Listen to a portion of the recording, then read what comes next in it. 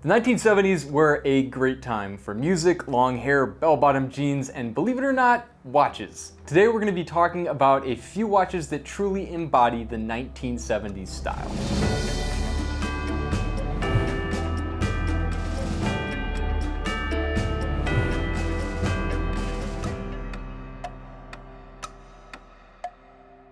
Hey guys, welcome back to the Shreve Crumpano YouTube channel. I'm your host Jack Tyler, and today we are going back to the 1970s. Specifically, I have three amazing Heuer Autavias that are in spectacular shape considering that they're nearly 50 years old. And actually, at the time of filming this video, one of them has already sold, so if you're interested, please let us know right away.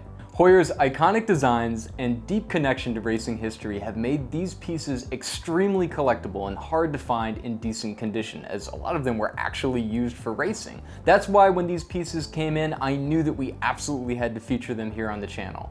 Now, starting up with our first watch that we're going to feature today, in 1970, the Heuer Autavia reference 1163 Siffert was released. Now, this watch features hours, minutes, and a chronograph inside a 42mm unique cushion-shaped case. Something you may not know is that the name Autavia is actually a mixture of two words, automotive and aviation. Now, this watch has a Mark II dial, which features a Panda subdial configuration with blue accents on the center chronograph hand and above the hour markers. You're also going to notice a really beautiful gentle patina that has formed over the last 50 years on this particular piece. The lume has faded to that very desirable cream color that everybody's looking for when they buy a vintage watch. And the dial itself has turned a stunning eggshell white over time. You might be wondering why this watch is known as the Siffert. Now, this watch got its nickname after a race car driver named Joe Siffert, who actually wore this watch on the racetrack. After joining Formula One in 1962, he was well known for winning races like the 24 Hours of Le Mans, as well as being a part of the Porsche racing team. During his racing career, Joe Siffert actually became one of the very first brand ambassadors for Heuer and would often be seen encouraging other drivers on the track to buy a Heuer of their own.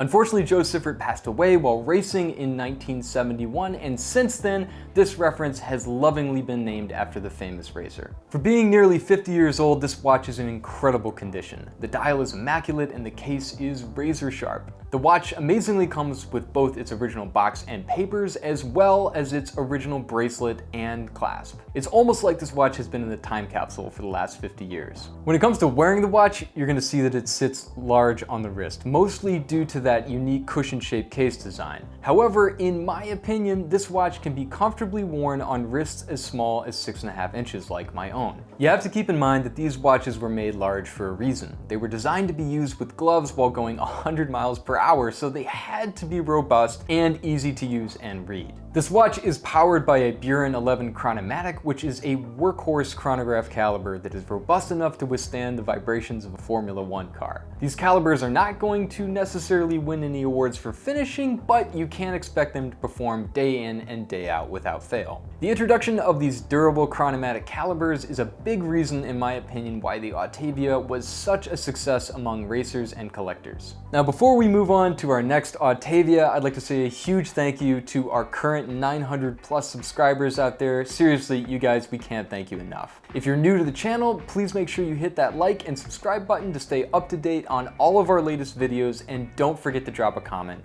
We love to hear what you think of these watches. Up next, for our second Autavia, we have a reference 1563 from 1970. This one is what is known as having an exotic dial. This super clean example of a 1563 has patinaed lume on the hands and hour markers that complements the orange accents seen throughout the dial. The matte black dial features a 30-minute counter as well as an oddly placed sub-seconds counter around the 10 o'clock position. Unlike the Siffert that we just saw, this bezel actually has a tachymeter which can be used to calculate one's speed. Now, something that really stands out to me about this example is just how much the orange accents pop against that black dial. The orange half ring around the chronograph counter and that checkered chapter ring is so 70s racing, and I love that about this piece. To me, that's what's so special about these watches. In a way, they are like a little time capsule from a different era that you get to wear on your wrist. And when they're in condition like these, they really give you a sense of what it was like to actually be in the 1970s and buy a brand new Heuer. These watches can give you nostalgia for an era that you've never even lived through just because of how cool they are. When we look around the case, you'll notice the crispy, sharp edges and the factory brushing along the top of the case, which is a great sign that this watch has never been polished. By the way, if you want to watch a video that we made on what to look for when buying a used or vintage watch, you can click the link above. You'll also notice that this Autavia has the crown on the left side. This was to prevent the crown from digging into drivers' wrists when they were holding the wheel. Now on the wrist, you'll see that this piece wears about the same as the Siffert, but the black dial really gives it more of a sporty feel in my opinion. This watch is powered by the reliable Buren 15 chronomatic movement and is running like the day it left the factory. In my opinion, this piece would pair best with a muscle car and jeans, but that's just me.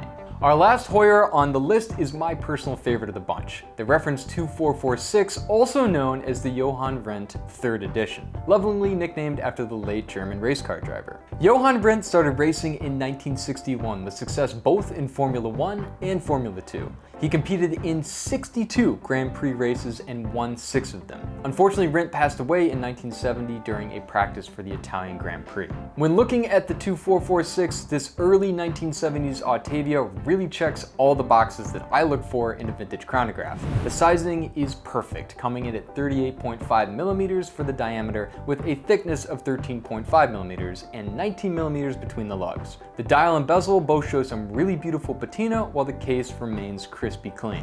Take a closer look at the dial and you'll really start to see all those beautiful shades of patina that have developed over time. The crisp printing is still intact after all of these years. The breathtaking dial is really the true star of the show here. With a matte black base and white subdials, this watch is unmistakably a panda. The white chronograph hand adds another layer of legibility to a watch that is already highly readable. The 12-hour bezel surrounding the dial has definitely seen a little bit of wear, but you have to keep in mind that this watch came out around the same time as the song ABC by the Jackson 5, so certainly it has a few stories to tell of its own. The unguarded pump pushers and large crown make it really easy to manipulate this watch even if you were wearing gloves behind the wheel of a sports car. The movement inside this watch is the legendary Valjoux 72, which is a beloved chronograph caliber known for its rugged function and durability. If you're just starting out in the world of vintage collecting, I would even suggest starting with a Heuer just because of how much information there is about these watches on the internet. Examples like these 3 watches I've shown you guys here today are exactly why some of us fall in love with vintage watches to begin with.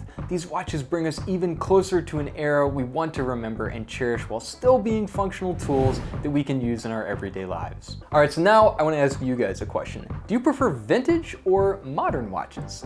Let us know in the comments section below, and also tell us which one of these Heuers was your favorite and why. To shop any of these watches or many more, click the link in the description to be taken to our full inventory of both new and pre-owned watches.